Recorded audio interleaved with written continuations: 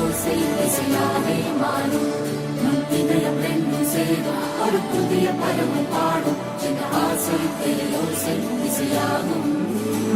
இந்த திருமண கொண்டாட்டம் நம் குடும்ப ஆர்ப்பாட்டம். என் உலகத்தையும் உலகத்தை வாழும்.